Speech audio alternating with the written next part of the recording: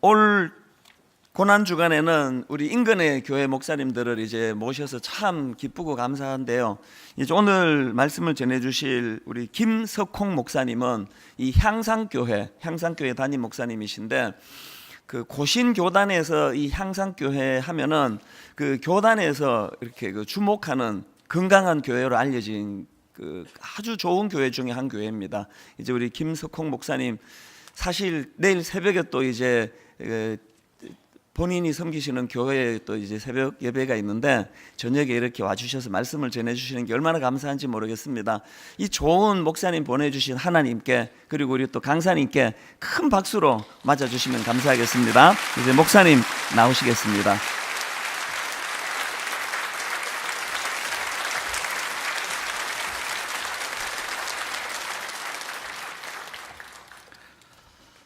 그리스도 안에서 한 가족된 분당 우리 교회 성도님들에게 주님의 은혜가 가득하시기를 빕니다.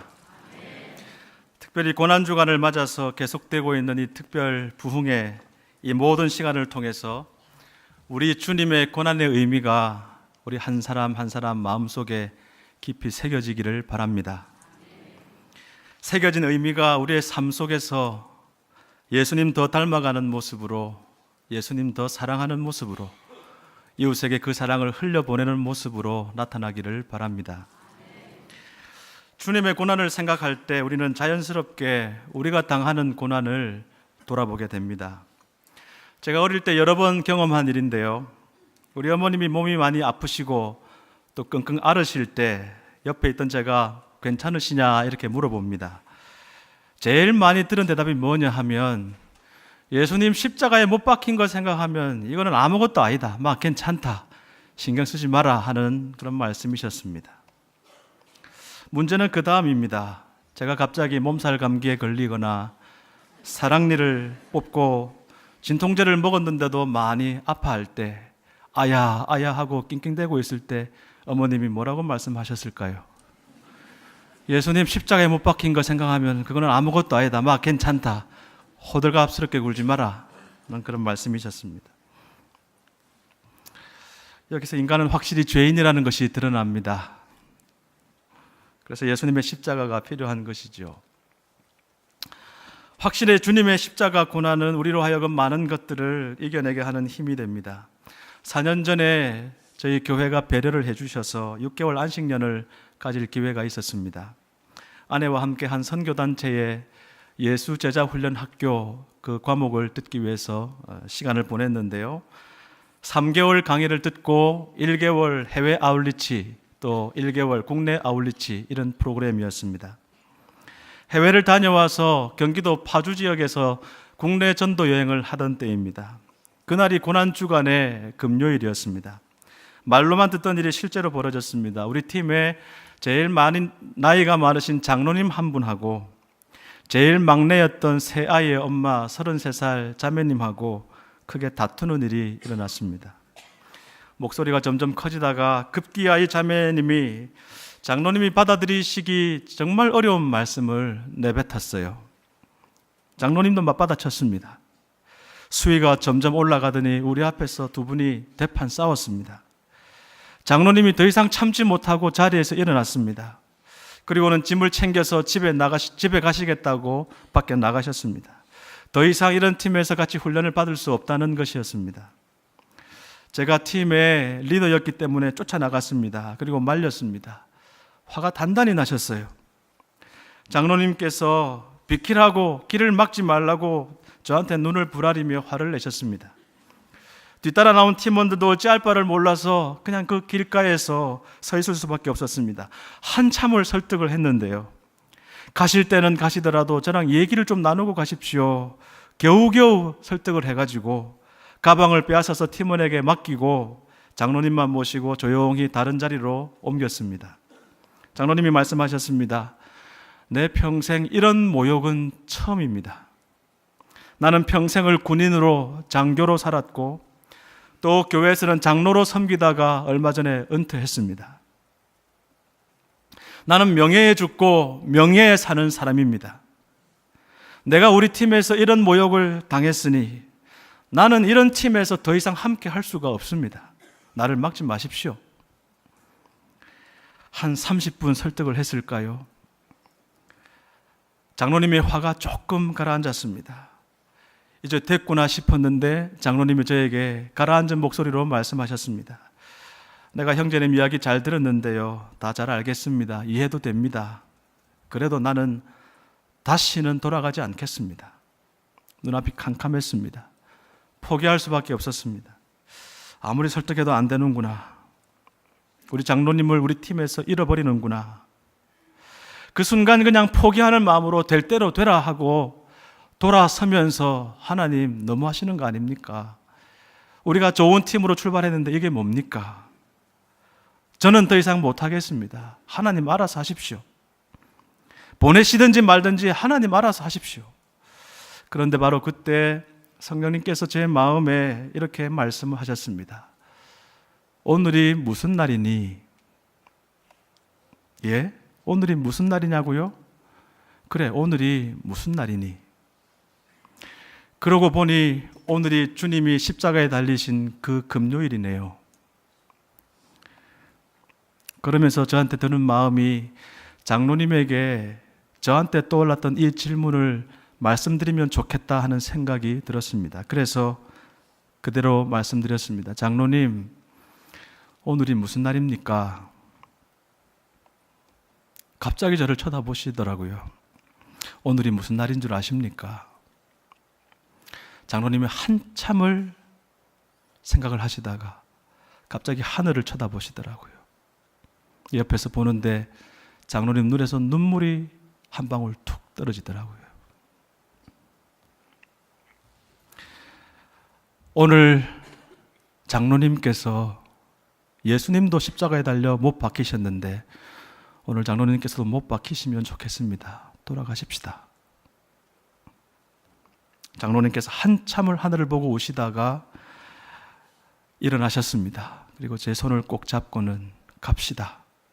그리고 돌아가셔서는 다 아들, 딸 같은 팀원들 앞에 정식으로 용서를 구하셨습니다.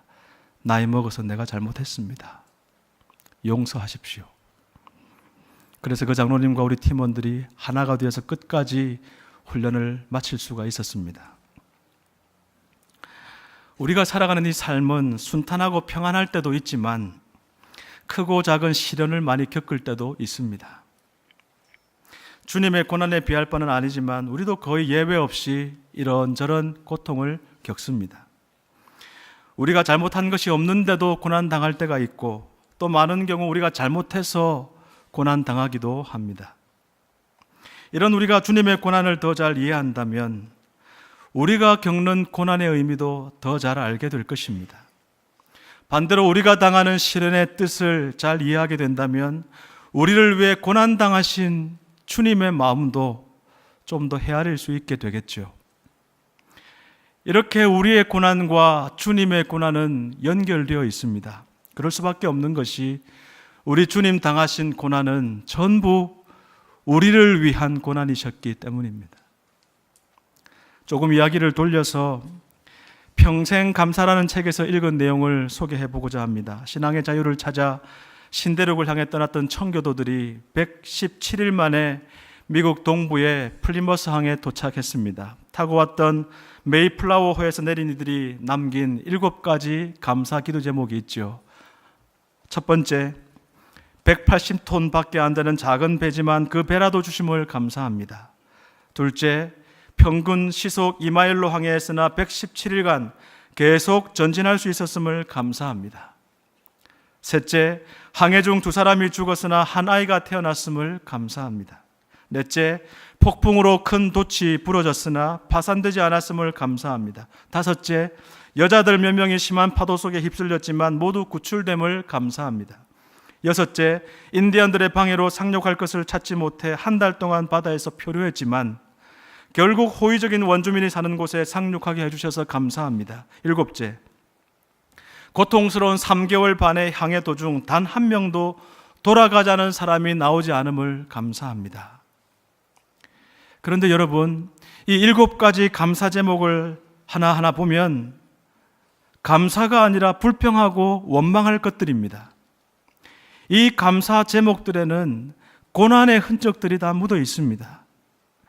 고난 중에도 그 고난에 걸맞는 반응을 하지 않고 오히려 감사했다는 데서 이 청교도들의 믿음이 돋보이는 것이죠. 여러분은 고난이 닥쳐올 때 어떤 반응을 하십니까? 우리 모두 한번 돌아보십시다. 최근에 겪은 일들 중에 고난이라는 단어를 갖다 붙여도 좋을 만한 그런 아픔을 겪은 적이 있습니까? 한번 떠올려 보십시오. 그때 여러분의 반응이 어떠했습니까? 그 반응들 중에 오늘 이 청교도들과 비슷한 갖다 붙여볼 만한 그런 반응들이 있었습니까? 여러분, 고난이라고 하는 것과 감사라고 하는 것이 어떻게 이렇게 같이 붙어 있을 수가 있을까요?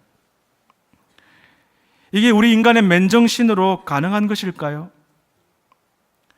아니, 고난당하면 불평을 해야지, 원망을 해야지, 어떻게 감사가 흘러나옵니까? 고난을 당했는데도, 고난을 한참 당하고 있는데도 감사합니다, 감사합니다 한다면은 그것은 위선 아닙니까? 오늘 설교는 우리가 이 고난이라는 단어와 감사라는 단어를 어떻게 함께 붙여놓고 이해할 수 있는지 그 고민에서부터 시작되었습니다. 오늘 말씀을 들으면서 여러분도 같이 고민해 볼 수 있기를 바랍니다. 먼저 감사에 대해서 생각해 보겠습니다. 여러분은 오늘 감사합니다라는 말을 몇 번이나 해보셨습니까? 사람에게는 몇 번 했고 주님의 고난을 묵상하면서 주님께는 몇 번 올려드렸습니까? 고난 주간이니 나 같은 죄인도 주님께서 고난 당하시고 구원해 주셔서 감사합니다 하면서 평소보다 더 많은 감사를 하나님께 올려드리고 계시죠. 외국을 다녀보면 우리나라 사람들만큼 감사를 표현하는데 인색한 민족도 참 드문 것 같아요. 미국 사람들이 땡큐를 얼마나 잘합니까? 중국 사람들도 안 할 것 같지만은 시에 하면서 참 잘합니다. 일본 사람들도 아리가또를 달고 살고, 저는 몰랐는데 브라질 사람들은 오브리가도 이런다면서요. 하루에 10번 이상 한다고 합니다. 여러분은 지난 한 주 동안 하루에 평균 몇 번 정도 감사합니다, 고맙습니다 해보셨습니까? 미국의 한 한인교회 목사님 이야기인데요. 흑인들이 거주하는 지역에서 잡화점을 운영하던 교인 한 명이 괴한의 습격을 받아서 목하고 복부에 총을 맞았다고 합니다. 의식불명 상태로 중환자실에 누워있다는 연락을 받고 달려갔습니다. 간절하게 기도했습니다. 감사하게도 열흘 정도 지난 다음에 의식을 되찾게 되었습니다. 가까이 가서 손을 잡고 기도를 다시 한번 해드리는데 이분이 목사님의 손을 꽉 움켜쥐고 눈물을 흘리면서 감사합니다, 감사합니다를 반복하는 것이에요.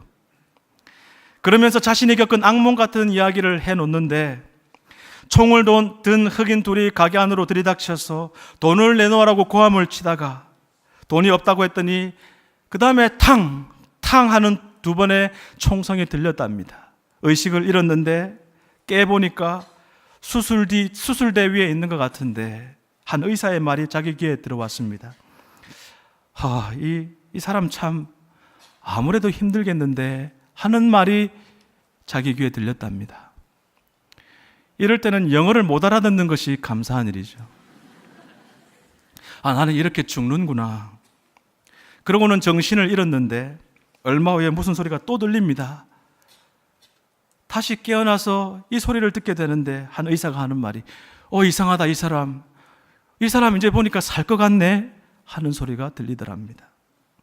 그때 의사의 소리는 마치 천사의 소리와 같았다고 그래요.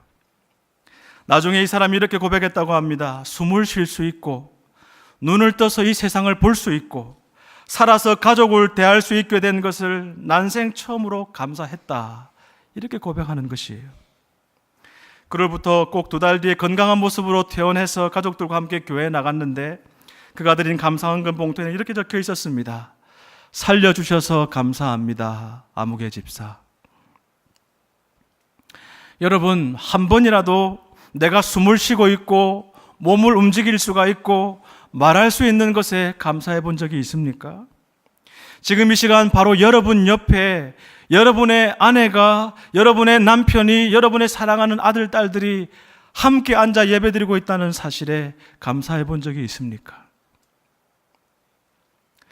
1860년 9월에 미국의 미시간 호수에서 유람선 한 척이 암초에 부딪혀 침몰하는 사고가 발생했습니다. 배에 탔던 수많은 사람들이 호수에 빠져 죽게 되었는데요. 근데 당시 대학 수영 선수였던 스펜서라는 사람이 마침 거기 있었다고 합니다. 있는 힘을 다해 17명을 구조했대요. 기적 같은 일이 일어난 것이죠. 연일 매스컴에서는 자신의 목숨을 안기지 않고 사람들을 구한 이 영웅의 모습을 이야기를 대서 특별했습니다. 그로부터 오랜 세월이 지난 후에 유명한 토레이 목사님, 이 토레이 목사님이 LA에서 집회를 하게 되었습니다.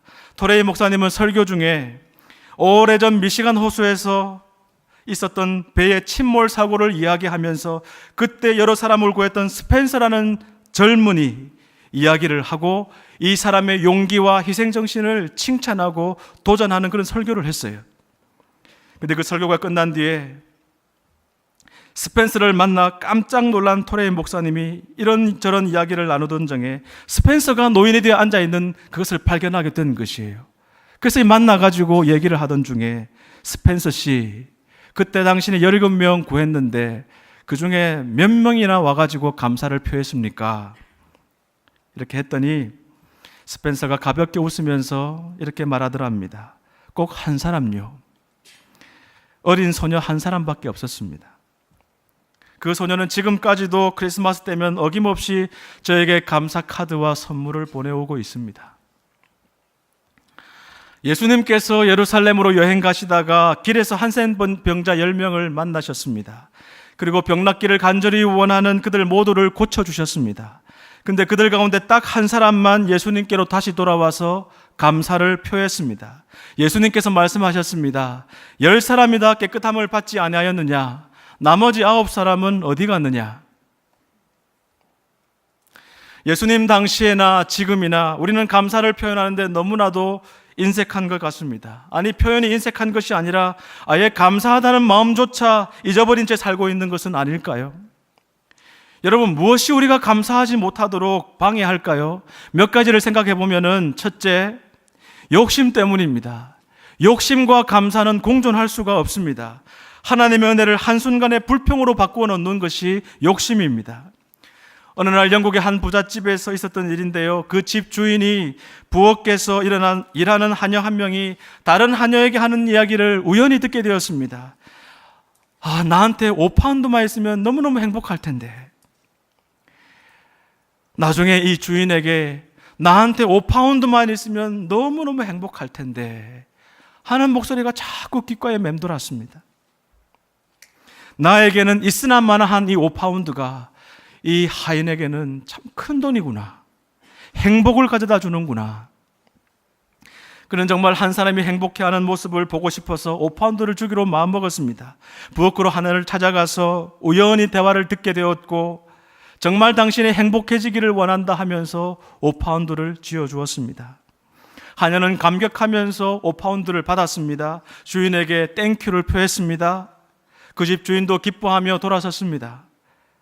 내 부엌을 나와서 잠시 문 밖에서 서성거리면서 다른 뭔가를 생각하는 중에 안에서 아까 5파운드를 받은 하녀가 중얼거리는 소리를 듣게 되었습니다. 아유, 나는 참 바보야.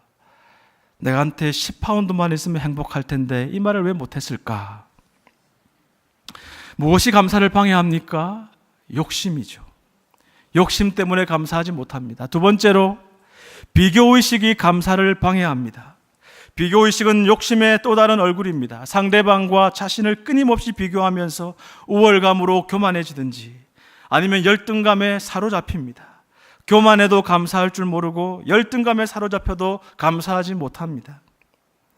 영화 아마데우스에 나오는 살리에르는 당시 최고의 음악가였던 모차르트와 비교하면서 열등감에 사로잡혔습니다.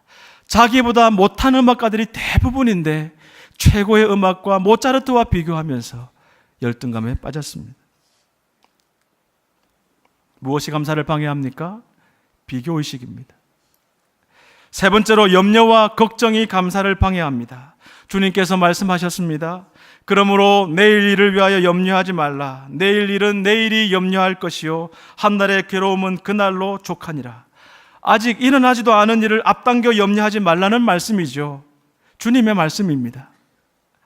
심리학자 어니 젤린스키라는 분은 염려에 대해서 다음과 같이 연구 결과를 발표했는데요. 아마 한 번쯤 들어보셨을 것입니다. 걱정의 40%는 절대 현실로 일어나지 않는다고 합니다. 걱정의 30%는 이미 일어난 일에 대한 것이랍니다. 걱정의 22%는 안 해도 될 사소한 것들이랍니다. 걱정의 4%는 우리 힘으로는 미리 알아도 어쩔 도리가 없는 것이랍니다. 그리고 그 걱정의 4%만 우리가 알면 바꿀 수 있는 것이랍니다. 결국 걱정해서 우리가 해결할 수 있는 것은 아무것도 없고 걱정할 필요가 없다는 것이죠. 걱정과 문제거리가 해결되어야만 감사할 수 있고 행복할 것으로 착각하면 평생토록 감사와 행복은 우리가 누려보지 못할 것입니다. 여러분, 무엇이 우리가 감사하지 못하도록 방해합니까? 우리의 욕심입니다. 비교의식입니다. 염려와 걱정입니다.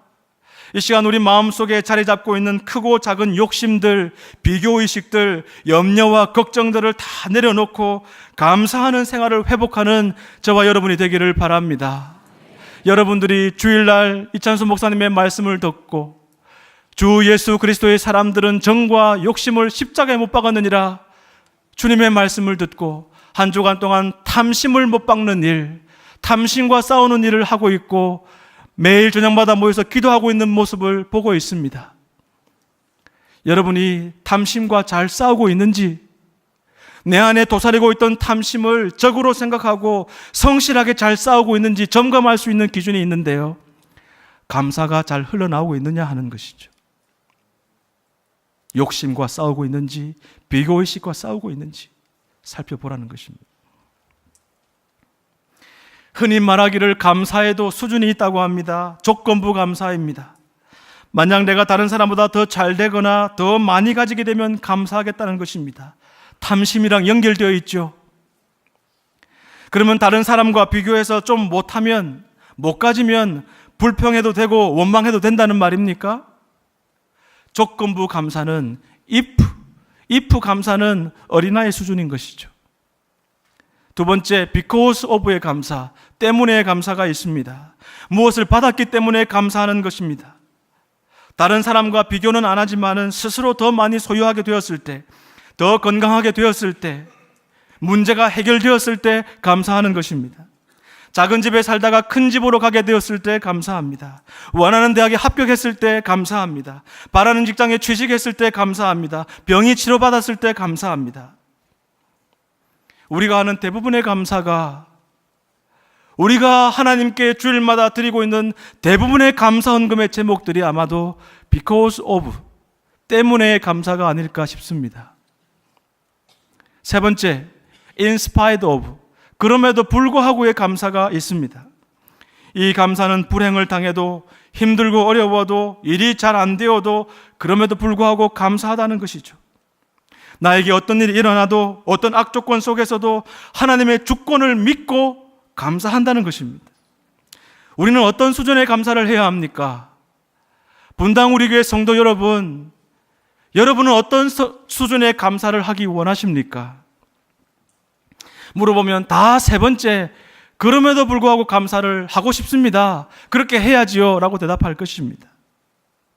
실제로 이렇게 하는 것은 참 어렵지만은 그래도 우리가 하나님을 믿는 사람으로서 이렇게 되도록 노력해야 되지 않겠는가라고 말합니다. 말은 맞습니다. 무슨 뜻인지 모르는 바는 아닙니다. 그런데 여러분, 저는 바로 이 지점에서 한 가지를 여러분에게 말씀드리고 싶어요. 물음이 있습니다. 우리가 하나님의 자녀로서 하나님을 믿고 하나님의 절대 주권을 믿습니다. 여러분 믿습니까? 그러나 그럼에도 불구하고의 감사를 해야 하나님께서 기뻐하시겠구나 하는 개념도 같이 가지고 있죠. 그래서 가지고 있죠. 하나님의 절대 주권을 믿으니까 그럼에도 불구하고 내가 감사해야지, 이런 믿음, 이런 표현을 가지고 있지 않습니까? 근데 여러분 한번 생각해 보십시오. 그럼에도 불구하고의 감사가 과연 감사가 맞습니까? 감사가 무엇입니까? 마음에서 진심으로 우러나온 고마움을 표현하는 거 아닙니까? 아니, 사람이 불행한 일을 당했는데, 망했는데, 아픈데, 다쳤는데, 죽었는데 어떻게 그 마음에서 진심 어린 감사가 흘러나올 수 있습니까? 제 생각에는 조건부 감사, 때문에 감사가, if 감사, because of의 감사가 그 수준은 좀 낮아 보여도 그래도 진솔한 감사인 것 같습니다. 그럼에도 불구하고의 감사는 아무리 생각해 보아도 위선이 될 가능성이 많지 않습니까? 여러분 어떻게 생각하십니까? 그럼에도 불구하고의 감사를 잘 보여주는 인물로 많은 분들이 욥을 이야기합니다. 욥은 한순간에 까닭 없는 재앙을 만나서 재산도 10명의 자녀도 자신의 건강도 다 잃어버렸고 아내도 도망가 버리고 말았습니다. 마지막으로 믿었던 그 아내마저도 하나님을 욕하고 죽으라 하면서 도망가 버렸습니다.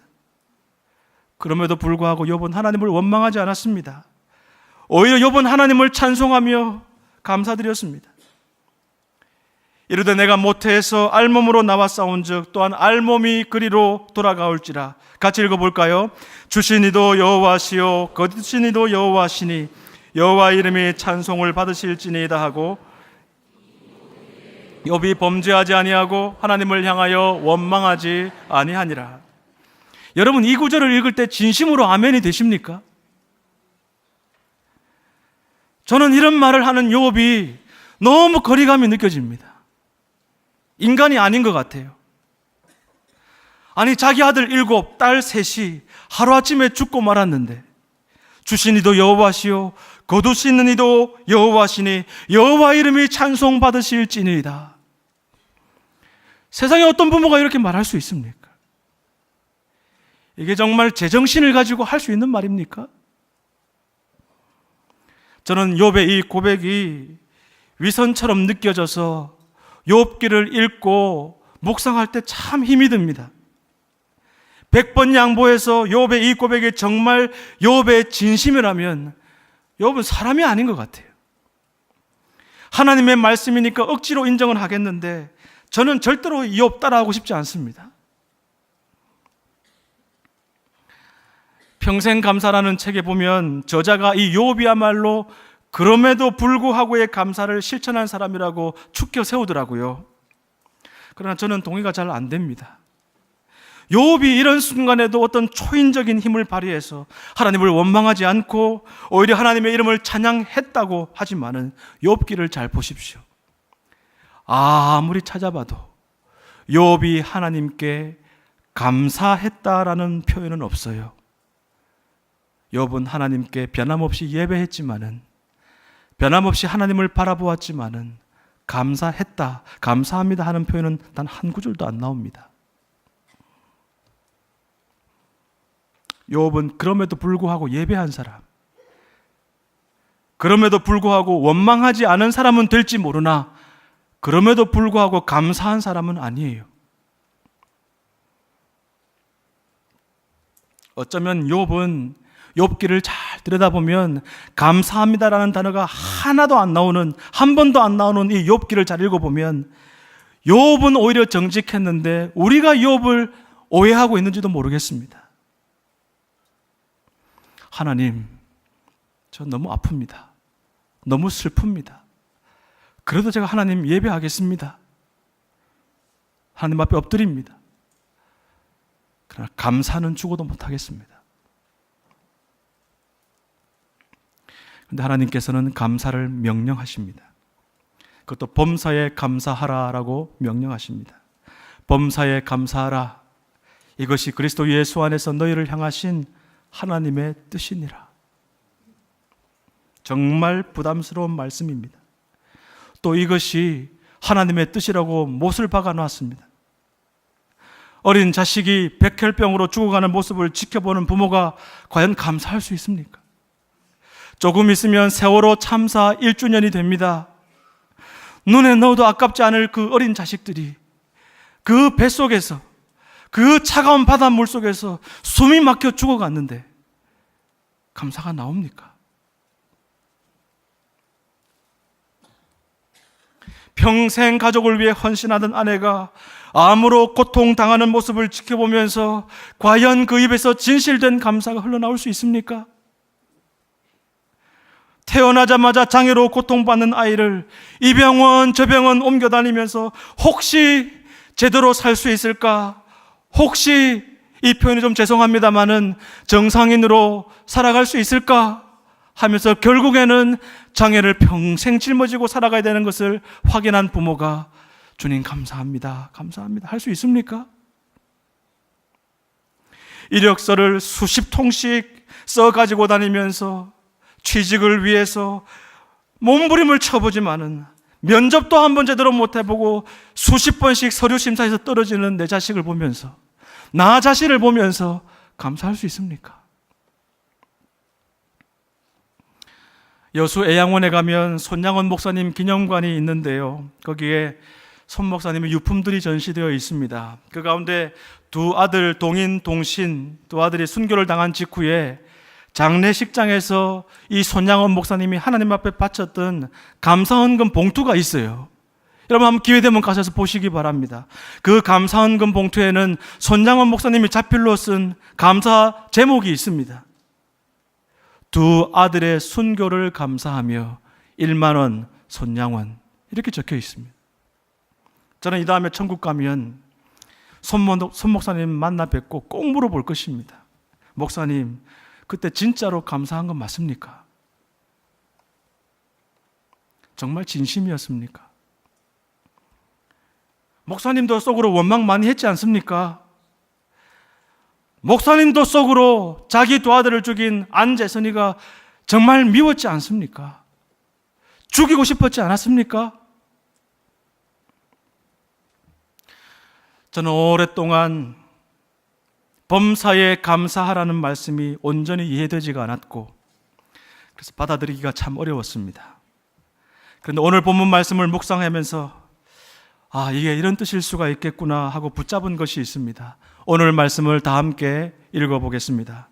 감사로 제사를 드리는 자가 나를 영화롭게 하나니 그의 행위를 옳게 하는 자에게 내가 하나님의 구원을 보이리라. 한 번 더 읽어볼까요? 감사로 제사를 드리는 자가 나를 영화롭게 하나니 그의 행위를 옳게 하는 자에게 내가 하나님의 구원을 보이리라. 이 말씀은 대략 다음 세 가지 내용으로 정리해 볼 수 있습니다. 첫 번째, 하나님을 영화롭게 하는 예배자는 감사로 제사를 드리는 사람이다. 두 번째, 감사로 제사를 드리는 사람은 그 행위를, 바로 그 행위를 옳게 하는 사람이다. 세 번째, 하나님께서는 그 행위를 옳게 하는 사람에게 하나님의 구원을 보여주신다. 쉽게 이렇게 정리해 볼 수가 있습니다. 저는 몇 년 전에 작은 책 한 권을 만났습니다.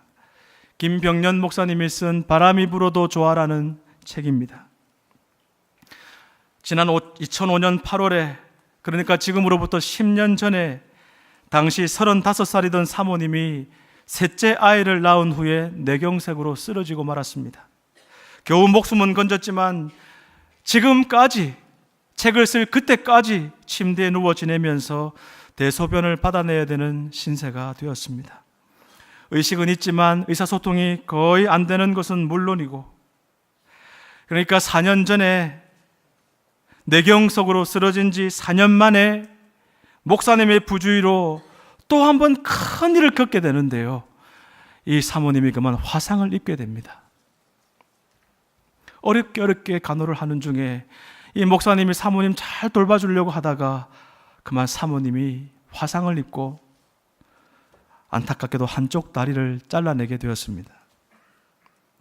이 목사님이 아내가 쓰러지던 날, 화상을 입고 한쪽 다리를 잘라내야 했던 날, 눈이 시뻘개지도록 눈물을 흘렸습니다. 울다 지칠 때쯤 온 힘을 다해 하늘을 향해 삿대질을 했습니다. 일 좀 똑바로 하세요. 일 좀 똑바로 하세요, 하나님.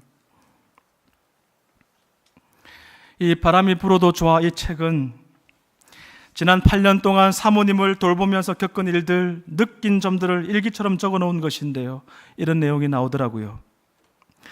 새벽에 눈을 떠서 아내의 기저귀를 간다. 한 번으로 끝나면 굉장히 기쁜 날이다. 하지만 하룻밤에 기저귀 교체가 여러 번 반복되면 화가 치민다. 어쩌다 대변이라도 보면 불끈 신경질이 난다. 거의 매일 밤 자는 둥 마는 둥 하다 보니 나는 늘 몽롱한 상태에서 하루를 시작한다. 나에게 하루 해가 너무나도 길다. 어쨌든 나도 이제 제법 능숙해져서 예전에는 기저귀를 벗겨야 대소변 여부를 알 수 있었던 것이 기저귀 겉만 만져봐도 대충 알 정도가 되었다. 기저귀가 미끌미끌하면 소변이다. 그리고 묵직하면 소변을 2번 한 것이 틀림없다.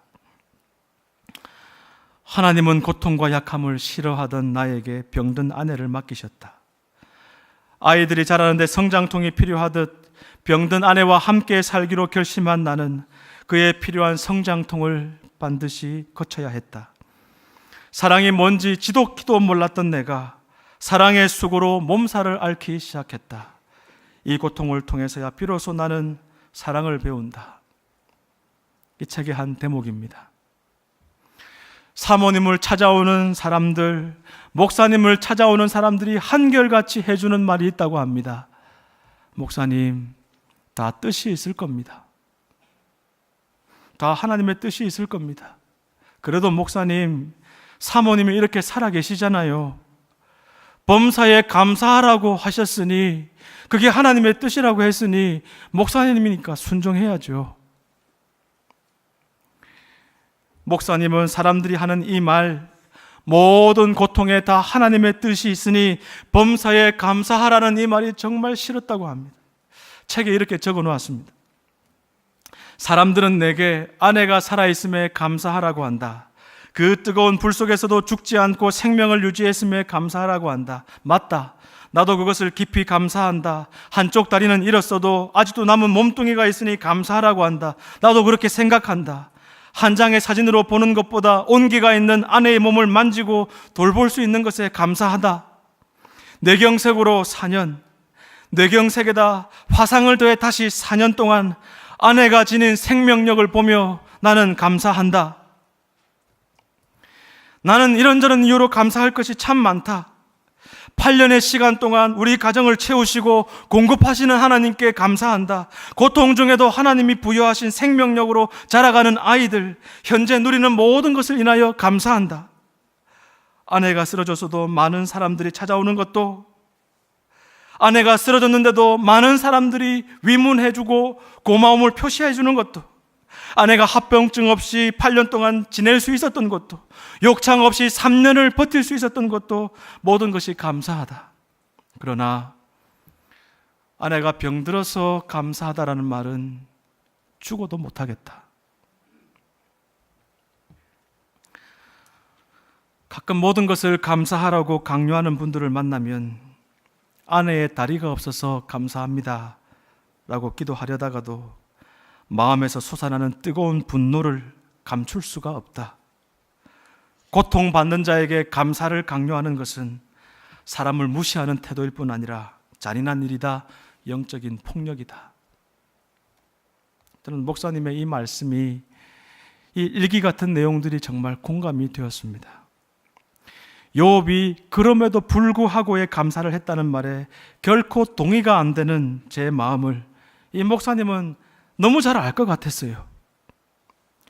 그런데 이 목사님이 이 시편 50편 23절을 인용하면서 책에다 이렇게 써놨어요. 감사로 제사를 드리는 자가 나를 영화롭게 하나니 그의 행위를 옳게 하는 자에게 내가 하나님의 구원을 보이리라. 거기다가 밑에다가 감사의 제사는 감사합니다, 감사합니다 말의 반복이 아니라 옳은 행위로 돌이키는 것이다. 감사는 말이 아니다. 도둑질을 그만두는 것이다. 거짓말을 멈추는 것이다. 이웃과 새로운 관계를 맺는 것이다. 미워하던 원수를 사랑하는 것이다. 아니, 마음에서 우러나온 사랑이 잘 안 되니까 사랑하려고 노력하는 것이다. 오리를 같이 가자 하는 친구와 심리를 동행해 주는 것이다. 겉옷을 달라 하는 자에게 속옷까지 주는 것이다. 그러니 병든 아내를 잘 돌보는 행위 자체도 감사다. 감사로 제사를 드리는 것이다. 비록 감사합니다라는 말이 입 밖에 나오지 않아도, 불평과 원망이 자꾸 흘러나와도 8년 동안 누워있는 우리 아내를 결코 포기하지 않는 것, 끝까지 돌보는 것, 끝까지 함께 있어주는 것, 그것이 내가 드릴 수 있는 최고의 감사이다. 감사제이다. 잠을 자다 일어나 아내의 기저귀를 갈고 새벽 기도에서 돌아와 다시 아내에게 밥을 주고 혹시나 온몸에 이상이 없는지를 살피는 것이 나의 감사의 제사다. 나는 말에 서툴다. 그러나 말은 적어도 하나님이 원하시는 순종으로 늘 감사의 제사를 드린다. 감사의 제사는 사랑이다. 사랑이 제물이다. 여러분, 이 목사님은 8년 동안, 지금까지 10년 동안 병든 아내와 함께 있어주는 이 목사님은 하나님을 영화롭게 하는 예배자인 것입니다. 저는 말씀을 준비하면서 분당 우리 교회 성도 여러분들, 제가 잘 모르지만 우리 향상교회 성도님들 많은 얼굴들이 떠올랐습니다. 도저히 감사가 나올 것 같지 않은 사람들, 너무 아픈 시간을 보내고 있는 사람들, 특별히 사랑하는 가족이 아파서 오랫동안 그 뒷바라지를 하면서 지내오시는 분들, 자신이 암에 걸려서 오랫동안 싸우고 있는 분들, 그분들에게 도저히 범사에 감사하십시오라고 말할 수 없는 그런 분들의 얼굴이 여러 분 떠올랐습니다. 오늘 오후에도 잠시 시간을 내어서 우리 교회 집사님 한 분을 방문을 했습니다. 가슴에 암이 생기셨는데 5년쯤 지난 지금 머리에도 암이 퍼지고 장기에도 암이 퍼지고 다리에도 암이 퍼지고 온몸에 암이 퍼져서 뼈와 가죽만 남은 분이 계십니다. 제가 오늘 집사님에게 만나서 뭐라고 얘기했는지 아십니까? 집사님 빨리 회복이 되어서 교회 나와서 라이브로 찬양하셔야죠. 이게 무슨 말이냐 하면요, 한 달쯤 전에 이 집사님이 도저히 고통을 못 이기시고 호스피스로 가기로 결정을 했습니다. 근데 이 집사님의 마지막 소원이 호스피스에 가기 전에 교회 성도님들과 인사를 하고 가는 것이었어요. 그래도 혼자 걸을 수 있을 때 예배 나와서 마지막 시간쯤에 성도 여러분 앞에서 자기가 좋아하는 찬양을 한 곡 부르고, 여러분 신앙생활 잘 하시라고, 저를 위해서 기도해 달라고 인사를 하고 그렇게 호스피스를 갈 작정을 했습니다. 교회 예배팀에서 순서를 다 짜고 어디에 이 집사님을 넣을 것인가 고민하고 기도했습니다. 그런데 토요일 날 연락이 왔습니다. 우리 집사님이 더 참지를 못하고 그날 호스피스로 가셨다는 것입니다. 마침 혹시라도 예배당 앞에 성도들 앞에 섰지만은 혹시라도 무슨 일이 있어서 마이크를 대고 노래를 못 부를까 봐 찬양을 녹음을 했습니다. 스마트폰에 녹음을 해서 장로님에게 전달을 해둔 상태인데 주일 3부 예배 시간에 집사님이 못 오시고 급히 그 파일을 예배 시간에 틀게 되었습니다. 전능하신 나의 주 하나님은 능치 못하실 일 전혀 없네. 우리의 모든 간구도, 우리의 모든 생각도, 우리의 모든 꿈과 모든 소망도 신실하신 나의 주 하나님은 우리의 모든 괴로움 바꿀 수 있네. 불가능한 일 행하시고 죽은 자를 일으키시니 그를 이길 자 아무도 없네. 주의 말씀 의지하여 깊은 곳에 그물 던져 오늘 그가 놀라운 일을 이루시는 것 보라. 주의 말씀 의지하여 믿음으로 그물 던져 믿는 자에게 능치 못함 없네. 믿는 자에게 능치 못함 없네. 그날 우리 향상교회 성도님들이 얼마나 많이 울었는지 모릅니다. 오늘 그 집사님에게 집사님 꼭 힘내셔서 다시 교회 오셔서 라이브로 찬양해 주십시오. 그 말씀 전해드리고 왔던 것입니다. 아마 모르긴 몰라도 분당 우리 교회 성도님들 중에도 못지않게 아픔을 겪고 있고 시련을 통과하고 있는 분들이 많이 계실 것입니다. 오늘 그분들에게, 그 가족들에게 오늘 주시는 하나님 말씀으로 축복하고 싶습니다. 여러분은 하나님을 영화롭게 하는 예배자입니다. 감사가 입 밖에 흘러나오지 않는다 할지라도 하나님, 내 영혼 속에서 진실된 감사가 흘러나올 때까지는 내가 차마 감사하다는 말 못하겠습니다. 그러나 하나님이 있으라 하는 자에게 버티고 있겠습니다. 앞이 보이지 않지만은 그 자리를 떠나지 않겠습니다. 그 사람이 하나님을 영화롭게 하는 예배자인 줄로 믿습니다. 오늘 이 고난주일 집회 중에 우리 하나님께서는 그 누구보다도 바로 여러분의 예배를 가장 기쁘게 받고 계시는 줄 믿습니다. 마음에서 우러나오지도 않는데 감사합니다, 감사합니다를 무슨 마인드 컨트롤처럼 최면 거는 것처럼 반복하는 것보다 너무 힘들어서 원망의 말도 하고 불평도 내뱉고 하지만은 그러나 지금 내가 할 수 있는 가장 최선의 일이 무엇일까? 지금 내가 할 수 있는 가장 옳은 일은 무엇일까? 섬김의 일은 무엇일까? 찾아서 이를 악물고 두 손 불 끈지고 버텨내는 것, 하나님 앞에 예배인 줄로 믿습니다. 하나님을 영화롭게 하는 감사의 제사인 줄 믿습니다. 하나님께 감사로 제사를 드리는 자가 나를 영화롭게 하나니 그 행위를 옳게 하는 자에게 내가 나의 구원을 보이리라. 오늘 주님의 고난을 묵상하는 이 밤에 어떤 상황 속에서도 하나님을 영화롭게 하는 예배자가 되라는 주님의 말씀에 순종하기로 다짐하는 여러분들, 모든 성도님들에게 주님의 고난의 의미가 깊이 새겨지기를 바랍니다. 탐심과 싸우고 있는 여러분, 내 마음에 우러나오지 않는다 할지라도 내가 말씀 의지하고 이 탐심과 싸워버리라, 그것이 하나님 앞에 옳은 일이다 붙잡고 이를 악물고 달려가는 여러분 예배자인 줄로 믿으시기 바랍니다. 하나님께서 받으실 것입니다. 그 감사의 제사를 받으시고 여러분을 사용하여 주실 줄로 믿습니다. 함께 감사해 찬송하겠는데요, 시험이 닥쳐올 때에 감사해 주께서 인도하시니, 두려움이 없네 감사해 고통이 찾아올 때에 주께서 지켜주시니.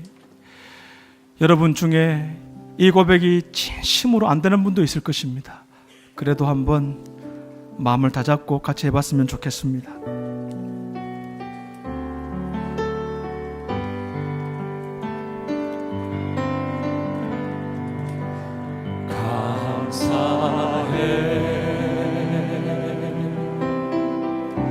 시험이 닥쳐올 때에 주께서 인도하시니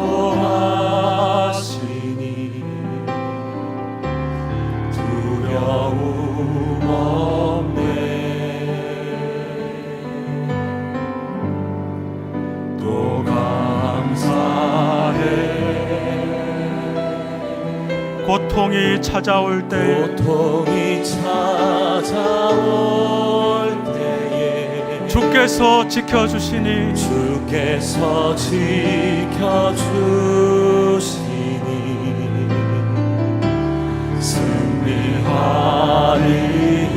승리하리라. 나의 모든 생활 속에서 나의 모든 생활 속에서 주님이 함께 하시니 주님의 성령 나를 주님의 인도하시니 성령